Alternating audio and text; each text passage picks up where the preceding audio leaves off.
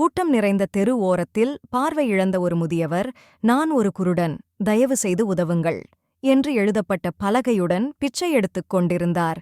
ஆனால் சிலர் மட்டுமே உதவினர்.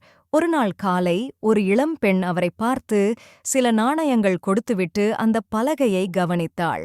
அதை மாற்றி புதிய வார்த்தைகள் எழுதினாள். அதன்பின் மக்கள் அதிகமாக உதவத் தொடங்கினர். அந்த முதியவர் மிகவும் சந்தோஷமடைந்தார்.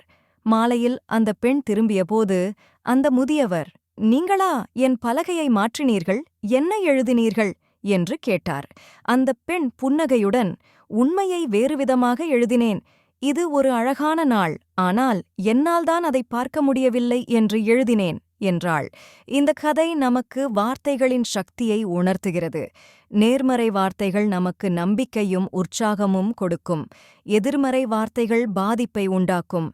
நாம் பேசும் வார்த்தைகள் மற்றவர்களை மட்டுமல்ல, நம்மையும் பாதிக்கும். எனவே உங்கள் வார்த்தைகளை கவனமாகத் தேர்ந்தெடுங்கள். அவை பிறரின் வாழ்க்கையையும் உங்கள் வாழ்க்கையையும் நேர்மறை மாற்றங்களால் நம்பிக்கையுடன் நிறைக்கட்டும்.